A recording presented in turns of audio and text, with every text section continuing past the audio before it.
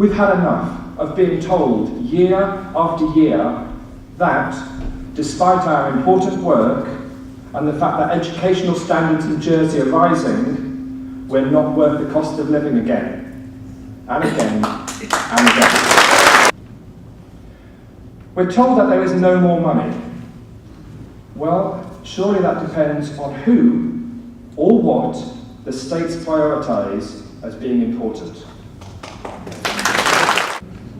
Despite not being valued, and at the detriment of our own well-being, head teachers and deputy head teachers have, and always will, put Jersey's children first.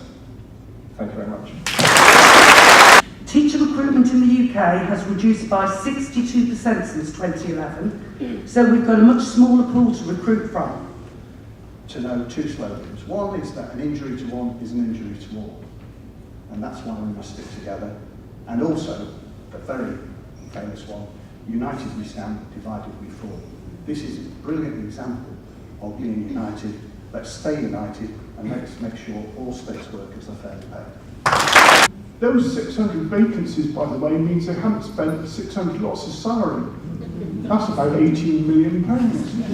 The money's there. And I think we need to increase the public awareness about the fundamental impact of the proposed changes. Because whilst there is planned changes to the way they run services, which will impact on staff numbers, it also gives you poorer services.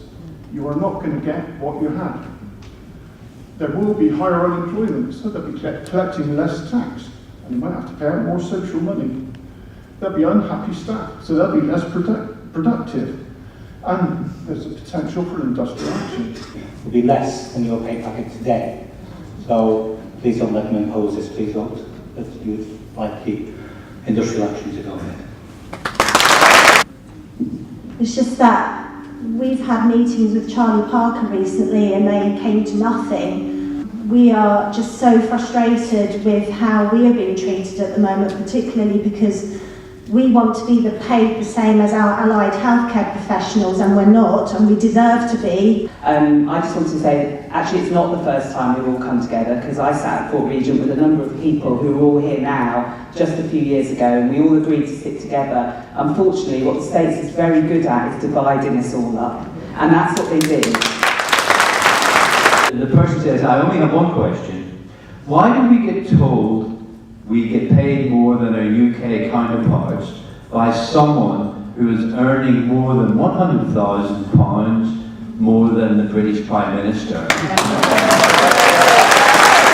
Hello there, I'm one of the nurses in the hospital. We've now sat through several meetings of a similar vein, and at every meeting we have said that we want a vote of no confidence in the employer and we want to go to industrial action. When are we actually going to have this action, and when are we going to do it? As a hospital worker, I would find it very difficult to strike. I don't want my patient, clients, service users to suffer. This, to my particular department, will have a detrimental effect on many. How can we ensure a safe strike and ensure no one suffers? No one wants to strike. If we've got to strike, we will strike. So the pay deal that we've been offered is actually not taken into account that we're actually getting a pay cut. So if this pay deal, if people don't vote and we get it, then who's going to work Christmas Day? Who's going to look after those patients that are intubated? Who's going to look after the children that we unfortunately have to look after?